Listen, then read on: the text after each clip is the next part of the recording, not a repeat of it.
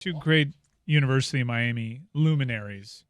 Although in the last couple of months you've done nothing to help the program, only dissuade big-time boosters, have failed to congratulate me on formally joining the Golden Cane Society. Did you get an NIL deal from Life Wallet? What happened? Yeah. Oh, right. Yeah, well, Danny Boy Kane turned down the $12,000 on the merits of him not wanting to let go of his disability benefits. So I am stepping right in. Rui's family, hashtag the time is now. What is happening right now with you and John Ruiz? Can we leave this alone? Can With we me and stop John it? Ruiz? All of it. Billy and John Ruiz, you and John Ruiz. Billy was wrong. Billy was wrong. All of these NIL deals held up to the scrutiny of the University of Miami. Sure. The University of Miami wait a feels second. pretty confident that in a couple of months' time, that money will be legit, and we have ourselves a big-time booster. After it gets, wait, how does it get? Well, I'm sorry, hang on a second. How many? Because the SPAC that was supposed to be public in the month of January is probably, there are delays. This is how many very technical stuff that you How don't many understand. executed NIL deals have been presented to UM compliance and approved? They do this with someone with a background in compliance. That wasn't really that an wasn't answer even to anywhere your close question, to that. but I was very specific. Look, the Ruiz family contends. I don't know the update from last week, but the Ruiz family contends that they all have held up to the scrutiny and been approved. So, in your face. First of all, the University of Miami, I think, as are any of the universities in this state, are uncertain about what authority they actually have under this new Florida NIL law, meaning other than kind of giving it a cursory review and a rubber stamp, they don't even know what authority, if any, they have to. They can't just unilaterally cancel or revoke. He will not stop, Dan, he'll stop at nothing until he discredits the great Ruiz family. I don't think that he's a living legend. I know that from his YouTube channel. I know he self-produced a documentary about himself called John Ruiz Living Legend. Who am I? It's on his YouTube account. Diana Diaz produced it. Yeah, What but are you talking don't know, about? like Scorsese could have been moved. I don't think I saw you it. are It was allowed not. to go in your face until some money, not money that he doesn't yet have that he's going to have in months. In 2 months. Yeah. Until the money is actually in Miami accounts, I don't believe that there's any in your face. There's been a lot of positive momentum to the reputation and legitimacy of the great Ruiz name. Mike talking about this is like Chris Whittingham defending Inter Fort Lauderdale. It's like they're both on the payroll of the people that they're defending here. I have no dog in any of these fights. Whoa. Mike is paying. Mike is not being paid. No, Mike's he'll get an NIL deal with Life Wallet. Look, I'm presently considering what Life Wallet has put together. Not exactly sure what Life Wallet is, but I don't think it matters. I have one simple question: where's the money coming from? Because all I care about is a bunch of kids that wind up earning this money because they've earned it, as far as I'm concerned, and deserve it, but get to keep it and get to maintain their eligibility to boot. I cannot believe you are taking this platform, and are literally giving voice to a half-ass crazy conspiracy theory that collectors will come to Tyler Van Dyke looking for their money. How dare you? The priority of a university, after or perhaps tied with education, is to protect its students. And we have seen in the past, time and again, how the University of Miami in particular does not effectively insulate its student athletes in particular from predatory boosters. We've seen it happen. You're making them I'm not suggesting. No, I'm not. Yes, you I'm are. talking about this. I'm a historian now. I'm putting my historian hat on. I'm speaking about the facts and the track record of this university and its failure to protect its student athletes. I'm not saying that's what's happening here. I'm saying that we need to consider. I understand in a party town, a skeptic is a buzzkill. Mm-hmm. I get it. I'm the fucking buzzkill. Your skepticism has been earned. It's been stated. In Miami, we don't need to keep covering it, though. How about we just have fun? Everybody's the great Gatsby in Miami. Everyone's nouveau riche. It's not like New England. What's your name? Who's your daddy? What's your legacy? Where's your money coming from? I know if you go into a party and there's an open bar, nobody goes, hey, who's paying for this? No, you order 10 fucking drinks. I get it. And as long as the party is raging and the booze is flowing, nobody cares. Nobody cares where the money comes from. I care. That's all. I just want to know where the money's coming time from. of the season. Okay, let's move on because you guys have been very passionate about this, and there will be a lot of time to be passionate about it. I love the idea of Life Wallet being, hey, John Ruiz, let me see your wallet. What's in there? And he just says life, and that's all that's in there. Right, but Billy's got it as 25 to life, and I don't appreciate that. Listen, I just don't want to see a bunch of student athletes get an NIL deal with one hand and a grand jury subpoena with the other. Come on, get out of here, man. Stop. Right, because we've never seen anything like that. Stop being such a skeptic. Let me tell you right now, I understand these NIL deals are shady everywhere. There's these 501c3s. There's various shell companies all over the country making these deals. I get it. It's a mess. But what I'm saying is that in Alabama, I'm going to go out on a limb and say it's some guy that owns a bunch of car dealerships in Tuscaloosa, a guy that owns a chain of successful barbecue restaurants, maybe some sports agents. I will know where the money comes from. I just want to know where the money comes from that these kids, that these students are taking. Burn it all to the ground, Billy Corben. It doesn't matter. Engulf it in flames, and you can't start a fire. The university, you cannot start a fire without a spark. Fire. The University of Miami, okay, has been the subject of clawback litigation from bankruptcy trustees, from Ponzi schemers in the past, Nevin Shapiro, Alan Rothstein. The University of Miami, if they're forced to write a check for $1 million to pay something back to, I don't give a shit. The university is good for it. They have enough money from their Medicare fraud at the hospital. That's fine. How dare you? I don't get what I'm saying is I don't care about the administration having to pay back some money in the past, which they have done in the past. I care. It's always these kids that get in trouble for taking a steak dinner, for taking $80 here, $100, and they wind up having to pay. But now we're talking about five figures.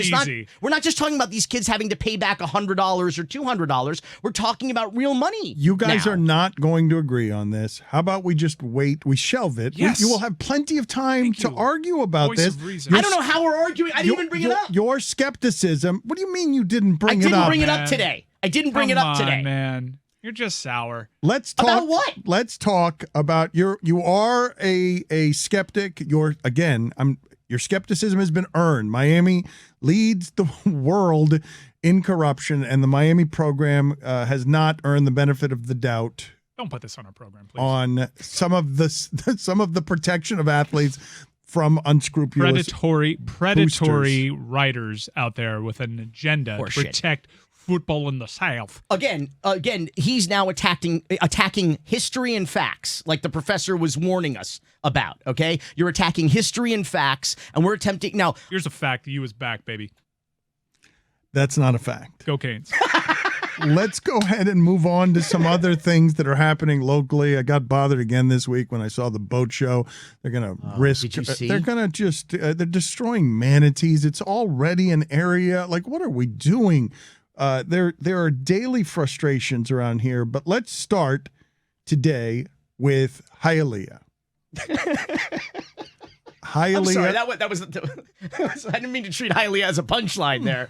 Sorry. Hialeah is funny. Hialeah will make a lot of people laugh. Hialeah, as interesting Ciudad de Progreso.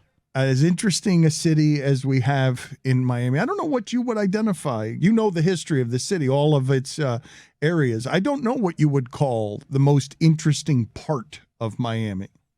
Oh, that's a tough one, man. I mean, there's you got 34 municipalities here to choose from, in addition to the unincorporated areas, and a lot of shady corners and a lot of shady angles. I will say Hialeah has the unique distinction of having not one but two mayors indicted by the feds. It also has the distinction of having not one but two different mayors who are part of what they call the shadow banking system.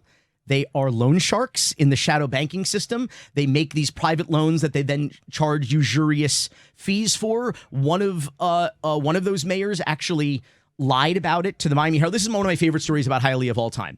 The mayor, a former police officer, he's the previous mayor. He lied to the Miami Herald, lied to the pub.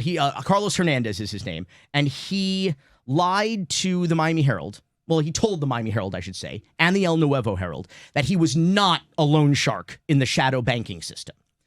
Unequivocally. and in quite graphic terms as What well, a told them what to great do. sentence. Yes, I am not a loan shark in Hialeah shadow banking. Yes. I don't even know. You're going to have to explain to me and Yes. the audience the shadow banking system. It's just they're loan sharks. They go out into the community and they do personal loans and they charge people usurious rates, like upwards of 36% on these loans. What the mafia would do. 100%. And so he says, I'm not and again, in colorful Spanish profanity and English profanity, tells Jay Weaver of the Miami Herald, a spectacular reporter.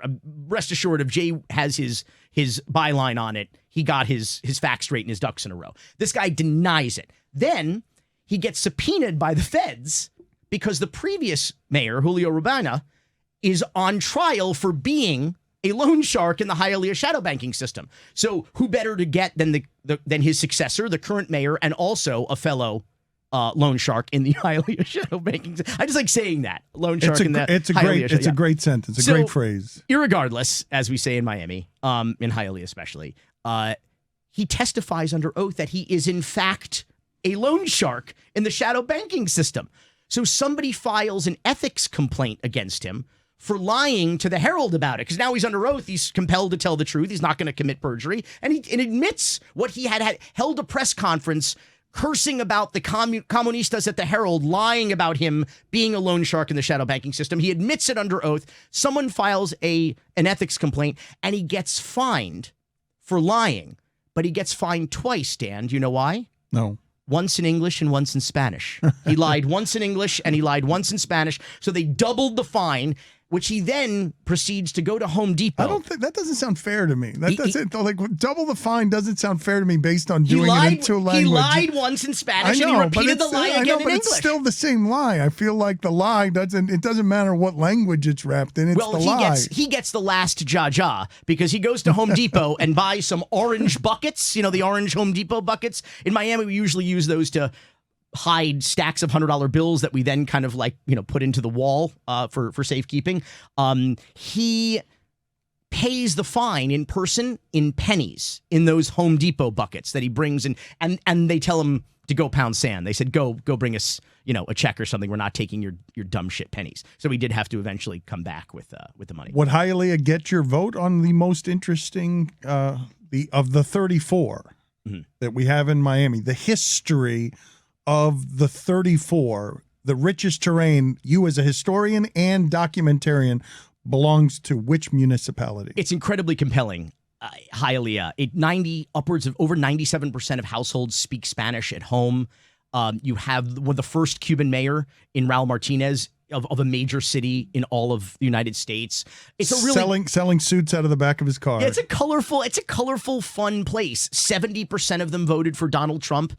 They escaped the tyranny of Fidel Castro to come here and vote for another wannabe authoritarian strongman. It's a complicated place. I don't want to just talk about the Florida fuckery of it, but it's compelling. It's really interesting. It's not just a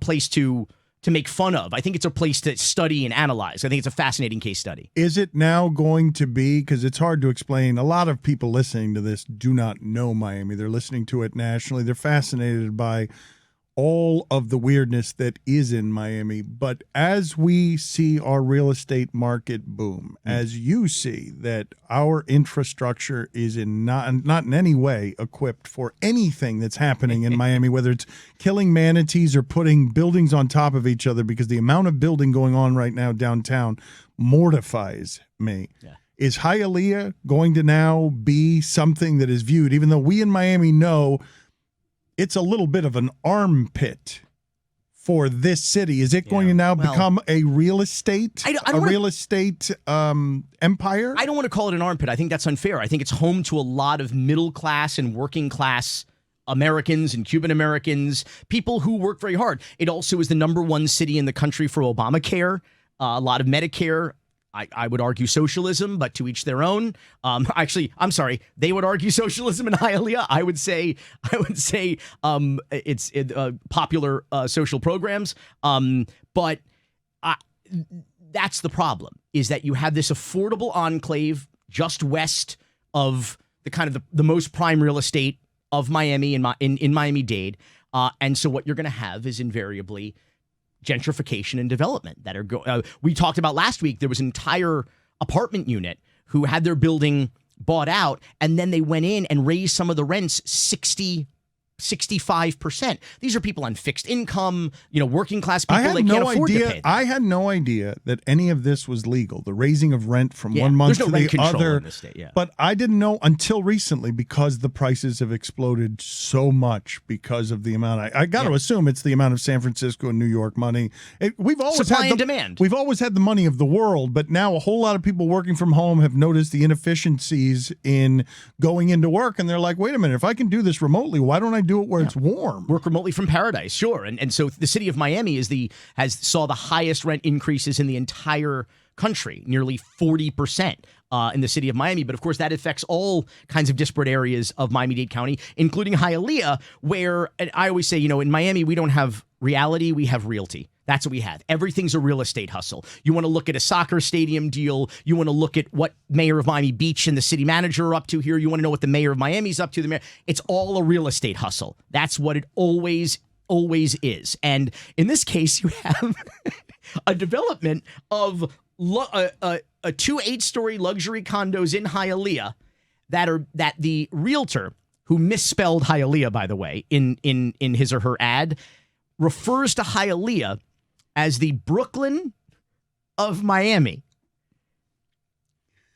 I don't even like, that's the whole gag. I'm waiting for the laugh track to kind of kick in. But you corrected me on armpit, and I'm trying to explain nationally. I guess maybe you did it better than I did when you're talking about medium income and working class, but it's a bit hard to explain given that I still get lost in Hialeah just because none of the addresses make any sense there. Yeah. And it's just, I don't even know how to describe Hialeah. And I say this as someone, my father worked in Hialeah his whole life. I did some growing up in Hialeah, so I don't say armpit affectionately. You too wrote a song about it called "Where the Streets Have Three Names," because it suddenly, instead of, it goes west, so suddenly you're on West 49th Street, but it's also Northwest 103rd Street, but it's also so and such Memorial Drive, and it gets very confusing. Everything in Miami-Dade is actually on a pretty reasonable grid. You can look at the address and find your way to a place because it's all built in. The numbers are the cross streets, and then it's actually kind of fantastic, except in Coral Gables,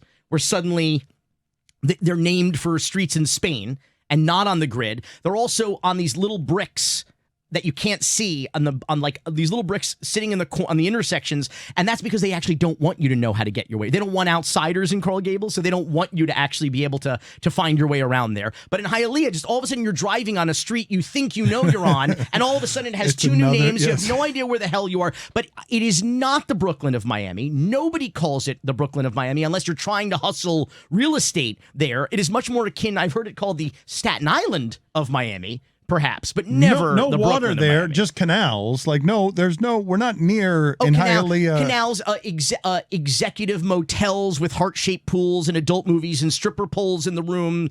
I mean, it's not.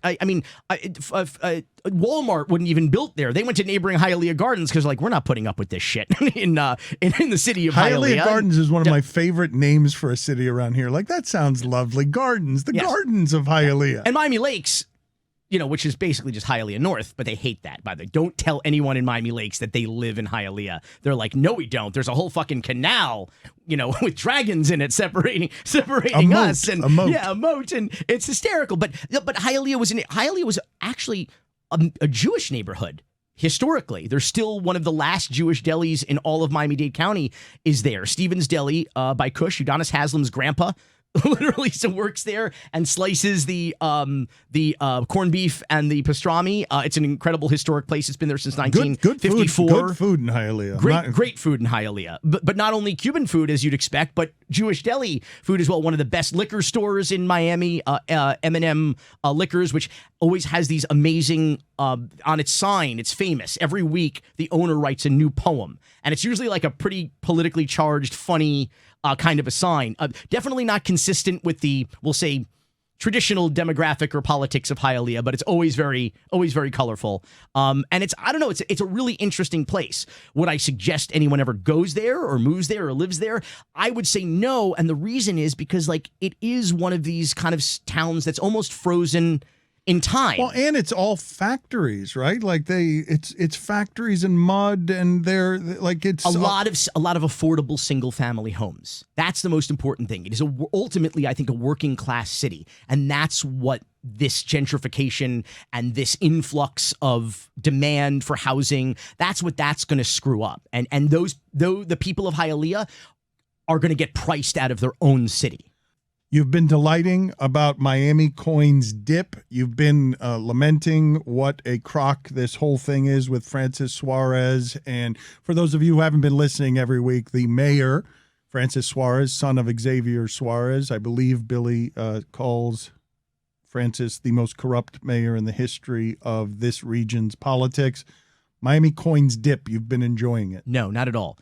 Not at all. Not schadenfreuding out on it at all. I'm in fact, and I'll tell you why, it is down 85% from its all-time high in September. Its all-time high, mind you, was 5 cents. It's now worth a fraction of a penny, about 0.008 cents. So the point is that if you invested $1,000 at the all-time high in September, you now have $150. Okay. And of course, all the tech crypto bros will go, buy the dip, bro, buy the dip. You can't afford to buy the dip. You've lost all your money in Miami coin. This is a shit coin that's being peddled by the mayor because it's not a real cryptocurrency. There's Bitcoin and then there's shit coin. And this is a shit coin. Mierda coin. Mierda coin. Yeah. And so it's not a truly decentralized, democratized cryptocurrency, because there's all these people in between, including the city of Miami, by the way, who are profiting from the mining of the coin, and the coin is not, nobody accepts the coin. It's not a currency that you can trade in any stores or any, yes, you can maybe trade it for Bitcoin and then be able to transact, but it's not a real cryptocurrency. I've been warning about it while the mayor has been shilling for it. The mayor actually was featured in a New York Times story this week about the rise of the crypto mayors. And this is all in light of the fact that as we know, as probably people heard, last week, Bitcoin crashed, crypto crashed, and erased more than $1 trillion in market value. So Miami Coin obviously is going along for that terrible, terrible ride. But in this rise of the crypto bros, the rise of the crypto mayors article in the New York Times, first of all, I mean, this guy's always embarrassing himself. Listen to this quote. I have to read this quote verbatim because it's so embarrassing. I will filibuster for you here as you search the internet to find it. Every time he opens his mouth or tweets something, he humiliates himself in our community. Quote, every time I would talk about crypto, my analytics would go through the roof, Mr. Suarez, 44, said in an interview. The analytics went crazy. I love, first of all, how they say that he's 44 years old there, because you'd think he was 14 based on the inanity of that statement. This is a mayor of one of the poorest cities in the United States of America. We are facing existential crises in affordable housing, in sea level rise, in transit, in quality of life, in parks, in pollution. And this guy is in the New York Times talking about my analytics, bro. I mean, it's fucking embarrassing, okay? And then he tells this funny anecdote. You ready for this funny anecdote? Says it was kind of funny. He got a call from Gary Gensler, who is the chairman of the SEC, the Securities and Exchange Commission, who has called for increased scrutiny of crypto. And Francis says it was kind of funny. He said, I think I should have done a little bit more homework. It was his own way of saying that I really knew what I was talking about. Oh, dude, it's so embarrassing. First of all, the chairman of the SEC was probably saying that Francis should have done a little bit more homework. Nobody thinks Francis has any idea what he's talking about. All you have to do is listen. Francis teaching the chairman of the SEC about currency trading is like me teaching LeBron about basketball. No, it's worse. It's worse. It's like Nevin Shapiro teaching Sam Walton about the grocery business. It's like Milli Vanilli teaching Adele how to sing. Okay, it's a con man and a fraudster telling, like, oh, I really opened the eyes of the SEC chairman. By the way, totally misread that call. I believe the SEC chairman was making a friendly call to warn the mayor about his crypto hustle, because the city of Miami has been the subject of SEC investigations and sanctions before. In fact, under the prior mayor, Tomas Regalado, there was a whole scandal about the finances of the city, the misrepresentation of the financial security of the city and its bonds. And Francis Suarez criticized the previous mayor for that. And now I think he's falling into the same exact trap. I don't know if he's oblivious. If he's this oblivious, he's a major liability for the city.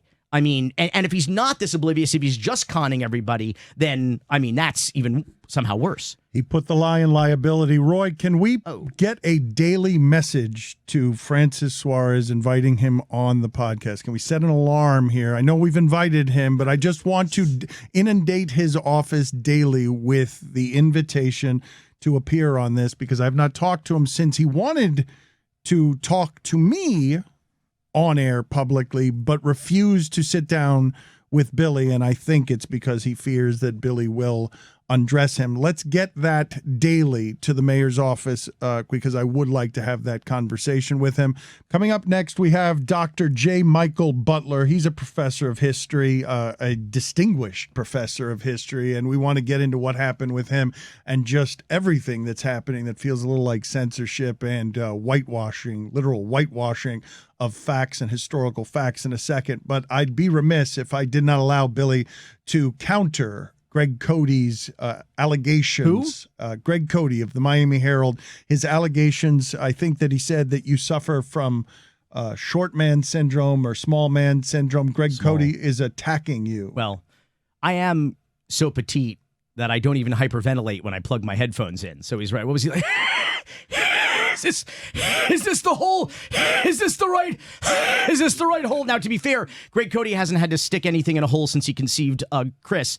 But if in fact he was there at the time. Come on. Small. Come on. Small. Dan Small. He works for a daily newspaper in 2022. This is a man that has never accomplished anything. He's never built anything. He's never started a business. He's never created a job. He's never created anything. He's just written the same mediocre to atrocious column over and over and over and over again for 90 years. It is a sad existence, leaving behind an instantly irrelevant body of work that nobody will ever remember or reference. What could be smaller than that, Dan? But now, you know what? Now I feel like I'm beating up on a stegosaurus because Greg Cody went extinct 20 years ago and he doesn't even know it. Next. Oh my God, that was brutal what he did to him, and his sperm did produce the legacy that got us $50 million. So, let's go to Maury. Let's go to Maury for the results on that, Dan. Oh my God, that's an accusation that is unfair. We will get Greg Cody's response, breathless though it may be, and his DNA on Tuesday. Right. Thank you. We have a Florida bill that has been approved by the Senate committee. It shields people from feeling discomfort over historic actions by their race, nationality, gender. Billy Corben, please tell us why it is we are talking to the Dr. Michael Butler, J Michael Butler, that we're talking to today. Dr. Butler is the Kenan Distinguished Professor of History at Flagler College in St. Augustine. He is the author of Beyond Integration, The Black Freedom Struggle in Escambia County, Florida. Last week, he was scheduled to teach a training for Osceola Public School elementary school teachers about the long civil rights movement. I believe that was the title of the presentation. It was going to be last Saturday. And ahead of that event, they got notification that the event would be canceled. I think on Wednesday, actually, ahead of the Saturday event, they got a notification it was canceled. The doctor tweeted about it because they were told that there may be red flags in this presentation by a historian about the civil rights movement, that critical race theory might come up in it. It might be a minefield. And they have a committee, believe it or not, a review committee to search for CRT in curriculum. This wasn't even being presented to students. This was being presented as a teacher's training. And so it turns out that CRT maybe stands for civil rights training. So it's not about necessarily the specificities of critical race theory, which is, as we all know, is college theory taught in not even in college, but I think in law school. But this is about the sensitivity of white people being uncomfortable about learning the real history about civil rights and slavery, particularly in a state where our flag resembles deliberately, I believe, the Confederate battle flag and has our own reckoning with our Jim Crow South rules. And keep your politics out of it. I'm just sorry. bring the doctor in. Just bring the doctor. Don't Bring be the afraid to tighten it up. Jesus the Christ. historian. Oh, the fact. are you here? I The didn't- fact Mike, maker. Every time I see Mike, I think the same thing. I I think, was why do you here, still but have your hair? blabbering got me out Why of do here. you still have hair? The segment's almost over. I'm trying to think of which bad celebrity impersonator the doctor's supposed to be on Cameo that you've now hired. Hollywood is supporting Those Mike are Ryan's very real, Hollywood, effort. Florida. Very Will good you friends. quit wasting the doctor's sorry. time and introduce So- him here so that people can hear what he has to say about facts that are not soaked in your agenda? Doctor, let's talk about facts. Let's talk about history. Thank you for being here. I think first and foremost, before we talk about what your presentation was actually going to be about, what was your reaction when you got news that the event was canceled as a historian? Oh, as a historian, number one, it's my pleasure to be here. I appreciate the invitation. I think that we have an obligation within the academy to explain the importance of these topics, and you guys are absolutely correct. Unfortunately, because I study the civil rights history and have for many, many years, it doesn't surprise me. The point of history is not to make people in power feel comfortable. It's not supposed to make the people in the majority feel comfortable, because history is not comfortable. It's messy, it's complex, and the ramifications for teaching evidence-based fact has always been an element that is under siege somewhat. So, I kind of went through the different stages of realizing that this is off. At first, I was shocked, then mad, and then decided to do something about it. And that was tell other teachers what the threats are for teaching fact-based history to our public school teachers. This was a seminar that was for K through 8 teachers in underrepresented schools in this county. So students who need to know the facts, who need to have role models, who need to know about the trials of people like Harry T. Moore and people like Reverend C.T. Vivian. They need to hear these stories so that it's a history that is relevant to them. It was canceled because of red flags concerning critical race theory. So Osceola Schools is just south of Orlando, so people have some geographical reference. It has a population of about 400,000, which is nearly 2/3 Black or Latino, a medium household income well below the national median. It's 52,000 in Osceola. So what I want to talk about what you were going to talk about, because there's a chilling effect here. There's a fear amongst public school teachers and officials. It's not having a chilling effect on the First Amendment, which infers that you could express your views and your opinion. It's having a chilling effect on facts, on the transmission and teaching of actual history and information to educate not only students, but teachers in this state. So what were you going to talk about at this presentation last Saturday before it was canceled? It's real controversial stuff. It is the long civil rights movement. And there were 3 sessions for the teachers. And they were titled The Long Civil Rights Movement, which is basically to emphasize the fact that the civil rights movement didn't begin nor end with Dr. Martin Luther King Jr. He is seminal, make no mistake about it. But the emphasis of that lecture was to say, let's go all the way back into the 1800s. Let's talk about, Reconstruction. Let's talk about the Florida Constitution of 1885. But more importantly, let's talk about Plessy versus Ferguson, 1896. Separate but equal. That's what the movement rallied against. Legalized separation. I intended to take that through World War II with the Double V program, with the idea that African-American servicemen came back to fight a double V, victory against Nazism and victory against Jim Crow. The second seminar was on the master narrative. Now, what the master narrative is our general understanding of the movement between Brown and Memphis, or Montgomery and Memphis, 1954 to 1968. It's the greatest hits of the movement, right, Billy? It is your Montgomery, and then there's Albany, and then there's Little Rock, and that's out of order actually, but you get the drift, all the way through the probably passage of 1965 Civil Rights Act, or the 1965 Voting Rights Act. I was still tweaking the presentation for time. But the last presentation, I think, is the most important. And it was titled The Movement Continues. And what the movement continues what it emphasizes is that after legalized segregation and after voting rights disqualifiers were eliminated, the movement changed. It shifted. It does not end. It evolves. And it evolves to target practices and the consequences of Jim Crow, like housing discrimination, like school resegregation, like, from my own research, that was kind of going to be the point of that third session, Confederate imagery and police brutality in Pensacola, Florida in the late 1970s. So those, and the movement continues ... was intentional.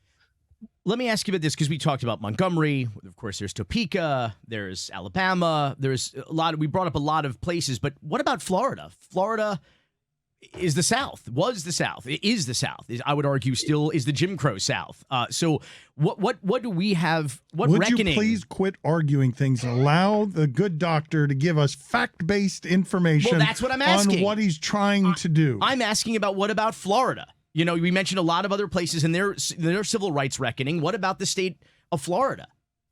The state of Florida is a fascinating case study for how racial equality has been both fought for and resisted in America as a whole, right? You're right. We tend to think, one of the questions that I often get when I present on Florida's civil rights history is that, number one, Florida had a civil rights history? Number one. And number two, why is Florida different? Or is it different? Billy, I always lead with the stat that I think gives us context. And for the professional historian, context is king. I think David Sampson would appreciate that. From 1880 to 1930, Florida led the nation in per capita lynchings. From 1880 to 1930, Florida led the nation in per capita lynchings. That means it was more dangerous for an African American to live in this state during that time than Mississippi. And that's not even taken into Rosewood. That's not even taken into the Ocoee massacre. That's not even taken into account the violence that surrounded the presidential election of 1920, right? So that gives us the framework of, no, there is a civil rights movement in Florida. As a matter of fact, Paul Ortiz argues that Florida's was the first state-based civil rights campaign in the entire nation. So if we start with the premise that Florida is actually a model for Jim Crow, racial violence, and resistance, we can understand better how the past informs the present. And that's the starting point. Florida was a battleground for equality that had national ramifications, particularly in the way state leaders have tried to stonewall, delay, and frustrate those who want full equality. I bring it up, and I don't think I can I bring it up a lot, and I don't think I can bring it up enough. We're sitting on Ocean Drive right now in South Beach, in Miami Beach, arguably one of the most progressive cities historically in the country. And this was a sundown town as recently as the 1960s. There were no black people allowed on the beach here, and not even people working on the beach after dark unless you were tagged and fingerprinted at the police department and had an ID badge that, if God forbid you got pulled over by the police, you could say, I'm coming to work or leaving the beach now, that's Miami Beach, for crying out loud. That's right. That's the image of the Sunshine State, right? In academia, we call it Florida exceptionalism, because Florida is, quote unquote, open for business. I don't know where we've heard that before, but because Florida is a place for tourism and a place for the elderly to retire, a place for the space race and the mouse, that somehow Florida is immune to the social changes and movements that characterize every other state that surrounds us. And that's absolutely ludicrous. And it's historically ignorant, which is why I love to give teachers a factual background, not only of the movement, but also of the movement in their literal, sometimes backyards. The first, quote unquote, civil rights martyr, the first NAACP official to be assassinated while in office for his work was Harry T. Moore in Mims. Most people don't know that. This is not. That's what we're fighting. This is not politics. This is history. That's right. Quoting, and actually, I would argue the exact opposite of what people say, that we're immune to these changes. I would say we're on the cutting edge of these changes. The good doctor actually quotes me in the Salon article about this story this week. I don't think people want to hear what you'd argue. Every week here, they hear what you'd argue. I think they're here for the expertise of the historian, who again is soaked in facts. You come in here wearing a Biden JFK Jr. T-shirt. Well, we could talk. I don't want to talk politics with the historian, although I'm sure he'd back me up on this. I want to say right now, anyone who think how whacked out, crazy, deranged, conspiracy riddled mind you have to have, just some sick, twisted, broken brain putz you have to be to think that JFK Jr., who died in 1999, is going to run for office in 2024 as a Republican? That's ridiculous. Is this you he is the asking son him, of one of the most famous Democratic presidents in history. Him a question? What I'm saying is, of course, JFK Jr. is going to run as a Democrat. It doesn't even make any sense. How stupid do you have to be? Why are you not asking him questions? You do. He's you going sound to totally run nuts. as a Democrat. You sound crazy. He's not going to run as a Republican. His father was murdered as the Democratic commander-in-chief of this nation. Abraham Lincoln was a Republican, mind you. JFK Jr. is not running for office as a Republican. That's what I'm saying. What kind of QAnon brain do you have to think that that's true? He's running as a Democrat. That's all I'm saying. This is the party of Lincoln. Okay, I'm not going to be quoting the doctor quoting me, but I am going to quote the doctor from the Salon article. It's the party of Lincoln and the segment of Butler. Okay. Did you know Thomas Jefferson owned slaves? Can I just say something real quick, please, guys? Did he do a cameo for you? Did Thomas Jefferson do a cameo for you? Sally Hemings do a cameo for you? Doctor, please. I'm sorry. Turn off his mic. Turn off his mic. I am so glad that the rest of the nation now sees why I rejected his request to take my course via Zoom this semester on the civil rights history. This is why, Billy. This is why.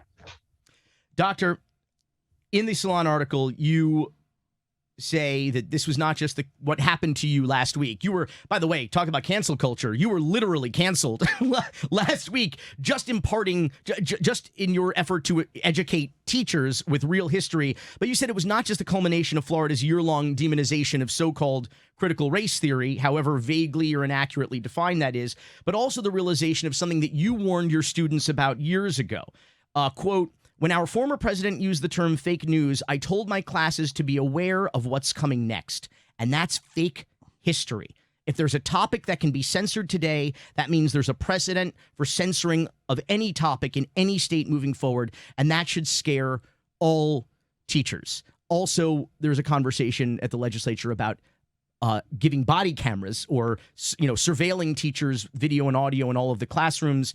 What is the fear here that you are sensing from fellow educators and historians, and your concerns, not politically, but historically, your concerns about the effect that this is going to have moving forward in the state of Florida and in the rest of the country? Wow. That's a really, really complex question in the way that I could answer it, right? In graduate school, my minor field was Weimar and Nazi Germany. And one of the characteristics that I always sort of used to understand how that past played out was that there were so many people there who said Germany is the most civilized nation in the world. It can't happen here. It can't happen here. You see it over and over. When in Nazi Germany, well, even before Nazi Germany, Billy, in Weimar pre-Nazi, when the government started incentivizing citizens to turn on each other and report what they're teaching and report who they're consorting with and report what they're doing in their spare time, that's when the path to fascism was paved the first time. So there is a lot of fear. And one of the reasons that I wanted to share my story was because it's not just my story. This is not a Mike Butler story. This is a war on historical fact and truth and relevance story. So it's real. At the academic level, we say that we have a degree of freedom, that there is academic freedom, and there is to a degree. Public school teachers don't have that. Public schools are. It's scary, particularly during as Roy pointed out last week in this very same program. What do we do during Black History Month? Now, do we have to teach that it ended, that the civil rights movement ended, that it's over, that that's a thing of the past, so that we won't feel uncomfortable about the consequences of segregation? I heard a state lawmaker from the city of Miami say that it ended when Barack Obama became president, that was it. It's all, that's it. She had, Ileana Garcia said that what more proof do you need that it's over, we're all equal, civil rights movement was won, than Barack Obama's 2 terms as president, right? That demonstrates the power of history education for our public officials. On that note, I fear that we are not years but days away from book burning. We're already censoring books and taking them out of the libraries and public schools in Texas, in Virginia, in Florida. Dr. J. Michael Butler, the Kenan Distinguished Professor of History at Flagler College in St. Augustine and the author of Beyond Integration, The Black Freedom Struggle in Escambia County, Florida. Thank you so much for being with us. Thank you so much for having me. I appreciate the dialogue, guys. Y'all keep up the good work, except Stugotz. I appreciate the dialogue as well. I'm sorry that Corben took half of your allotted time with his I'm sorry, dialogue. but can we ask the one final question, Doctor, because you are an expert. Mike, should he stop the shave, or is it time for him to pay up and make good on his wager? How do the kids say it today? Hashtag I stand with Mike Ryan. Yeah. Give that man his contract. There is no historical. Cody a parking spot for a holdout. Wow. You got to give that man his money. Don't pocket watch. Well, Don't this is not a great watch. Cody thing. Make sure this man is taken care of. You're hijacking the platform. With Mike Ryan. Okay, all right. There is no historical fact to support that position, Doctor. I won the bet by a lot. Mike, turn off his microphone. I am calling the good people at Kenan about revoking your distinguished professor Billy's status. microphone. Thank you, Doctor. I appreciate it. We appreciate it. Thank you, sir. Thank you, guys. That was a lot of fun.